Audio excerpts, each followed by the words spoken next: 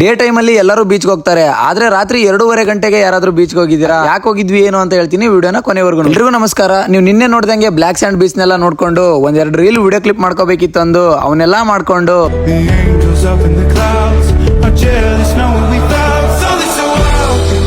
ನೀವಾಗ ಒಂದು ವಿಡಿಯೋ ನೋಡಿದ್ರಲ್ಲ, ಈ ವಿಡಿಯೋ ಇರೋದು ಬರೀ 7 ಸೆಕೆಂಡ್ ಮಾಡೋದಕ್ಕೆ ಒಂದ್ಸಲ ಟ್ರೈ ಮಾಡಿ, 2 ಸಲ ಟ್ರೈ ಮಾಡಿ, 3ನೇ ಸಲನೂ ಅಲ್ಪ ಸ್ವಲ್ಪ ಕರೆಕ್ಟ್ ಆಗಿ ಬಂದಿದೆ.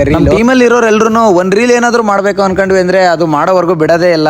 ಆತರ ಇರೋದಕ್ಕೆ ಈ ರೀಲ್ ಎಲ್ಲ ಮುಗಿಸ್ಕೊಂಡು ಹಂಗೆ ನಂದೊಂದ್ ರೀಲ್ ಮಾಡೀನಿ, ಅದನ್ನೂ ಹಾಕ್ತೀನಿ ನೋಡ್ರಿ. ಜನ ಹೇಳ್ತಾರೆ ಜೀವನದಲ್ಲಿ ಖುಷಿಯಾಗಿರಕ್ಕೆ ಅದೃಷ್ಟ ಇರಬೇಕು ಅಂತ. ಖುಷಿ ಅನ್ನೋದು ಒಂದು ಅದೃಷ್ಟ ಅಲ್ಲ, ಖುಷಿ ಅನ್ನೋದು ಒಂದು ಆಯ್ಕೆ. ನೀವು ಖುಷಿಯಾಗಿರ್ಬೇಕು ಅಂತ ಆಯ್ಕೆ ಮಾಡ್ಕೊಂಡ್ರೆ ಯಾರು ಕೂಡ ನಿಮ್ಮಿಂದ ಆ ಖುಷಿನ ಕಿತ್ಕೊಳಕ್ ಆಗೋದಿಲ್ಲ.